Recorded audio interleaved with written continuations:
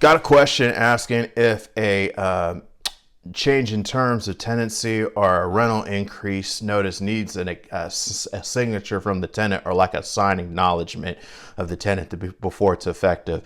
Hi, my name is Rob Wells. I'm the Landlord Warrior on TikTok and YouTube.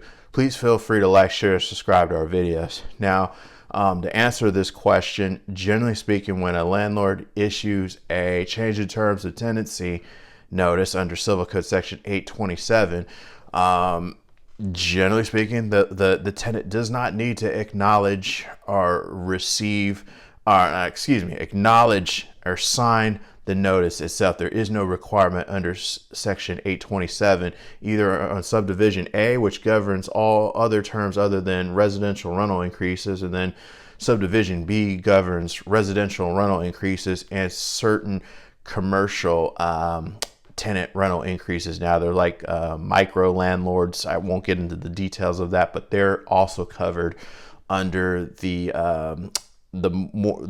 residential protections under Civil Code Section 827B. Okay. Generally speaking, as when the landlord gives lawful notice pursuant to the Civil Code, you generally have to serve a change in terms of tenancy like you would a 3-day notice. So you give it to someone in person, or you just, subserve it at the property, or you can post and mail it.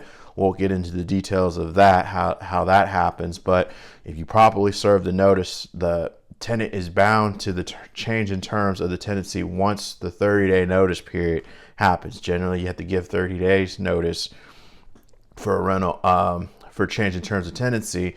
But for residential rental increases, if you go over 10%, if you're at more than 10%, you have to give at least 90 days notice. So so if you're under 10% or under, you only have to provide 30 days notice. So once that notice has been served, and depending on when your rental cycle goes, like if it's on the first of the month type deal, you basically the rental increase becomes effective on the next rental period, basically. So like right now it's the middle of the month and my tenants pay 1st to the 30th of the month. Generally, you're going to want to make that notice effective January 1, 2026. As an example, it's November like 16th right now. So as an example. Okay, so long story short, no signature is needed, but you need to properly serve that notice pursuant to the Civil Code.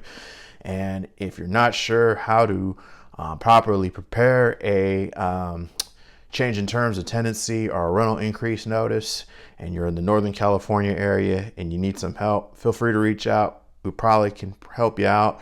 If you go to our website or go to our profile, you can go to our website. There's a link to a free case review session. A couple of questions will be asked if you're a good fit or not. And we can help you out, get that notice prepared and served, basically, because you got to both prepare the notice in the right format and it has to be properly served in the right format pursuant to the Civil Code section. Okay. Put your comments, questions down below. I'll answer them to the best of my ability. Until next time, folks, I'll talk to you then. Thanks.